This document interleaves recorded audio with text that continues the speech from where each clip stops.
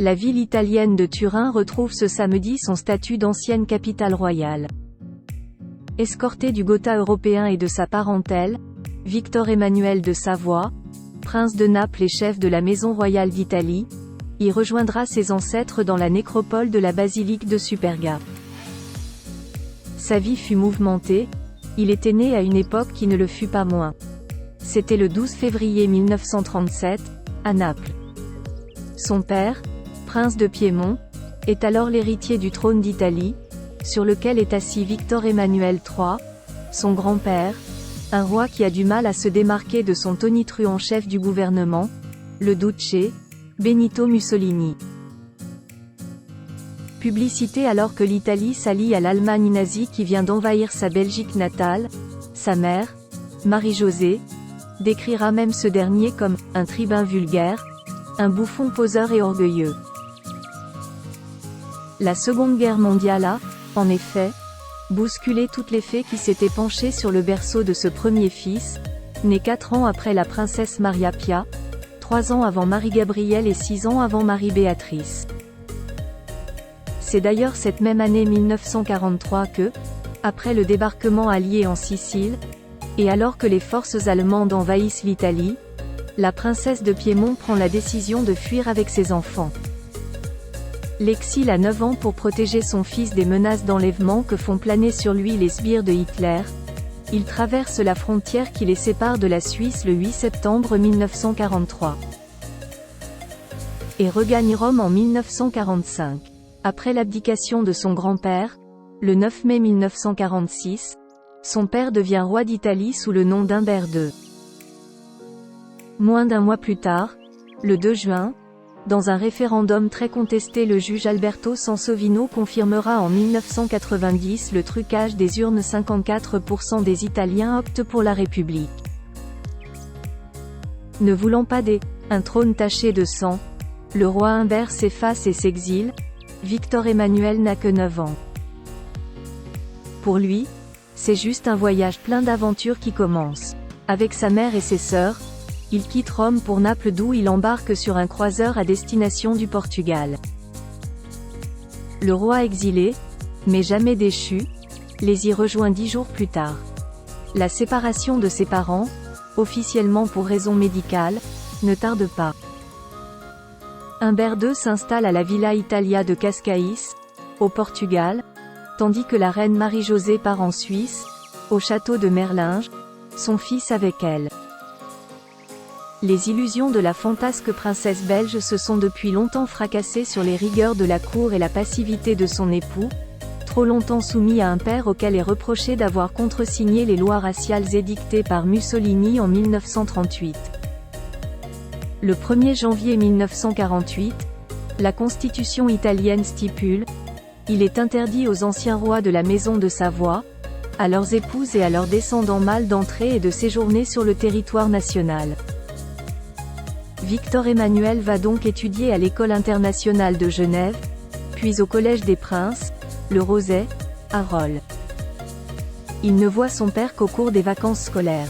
L'incompréhension née de cet éloignement est attisée par la cour d'aristocrates qui partagent l'exil portugais.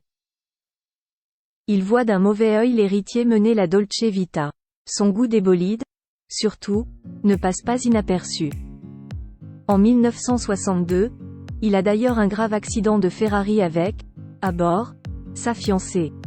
Plus tard, il nuancera. Lorsque j'étais jeune, j'aimais les voitures rapides comme tant d'autres, mais je ne méritais pas cette réputation de playboy. Cette image de prince doré, s'adonnant au farniente, a parfois été répandue par l'entourage de mon père pour me démolir vis-à-vis de lui. Très tôt, Victor Emmanuel a compris qu'hériter du trône d'Italie n'était pas un métier d'avenir. Au moins à court terme. On ne peut pas attendre qu'une couronne nous tombe sur la tête. Moi, j'ai commencé avec rien, racontait-il. Quand je suis arrivé en Suisse, mon père me donnait de l'argent de poche. J'ai d'abord travaillé dans une société de courtage, après je suis parti aux États-Unis passer mes examens de broker à la bourse de New York. Je me suis ensuite lancé dans les affaires avec les hélicoptères Agusta, les ports, les centrales électriques. J'ai travaillé 14 ans avec l'Iran au temps du Shah. Cela m'a servi de tremplin et j'ai continué à collaborer avec différents groupes partout dans le monde. Du haut de son 1,93 m, cet homme un peu joufflu au regard bleu vif et au sourire enjôleur répétait à l'envi « Je me suis fait tout seul ». Mon nom m'a naturellement servi, je ne peux le nier. Cela m'a permis de gagner du temps. Mais ça ne suffit pas. Avec son nom on peut obtenir plus facilement un rendez-vous, mais si vous êtes un imbécile, la porte se referme vite. La ténacité était l'une de ses qualités. C'est ainsi qu'il parvient à conquérir le cœur d'une ravissante championne de ski nautique, la Suisse Marina Doria, qui, après 12 titres européens et 4 mondiaux, a dû mettre fin à sa carrière à la suite d'un accident de saut. Au jour près, elle a 2 ans de plus que lui et ils se connaissent depuis leur prime jeunesse. Mais elle n'est pas de sang royal et le roi Humbert II les contraint à de longues fiançailles. Mais, alors que la reine Marie-Josée donne un avis clair, il faut vivre selon notre cœur. Humbert II n'approuve ni ne condamne, ce qui peut se traduire par l'adage « qui ne dit mot consent ». Et le mariage se déroule civilement à Las Vegas en 1970, puis religieusement dans la chapelle italienne de l'Institut Don Bosco, à Téhéran, le 7 octobre 1971. Un peu moins de 9 mois plus tard, le 22 juin 1972, la nouvelle princesse de Naples donne à son tour naissance à un fils unique, le prince Emmanuel Philibert.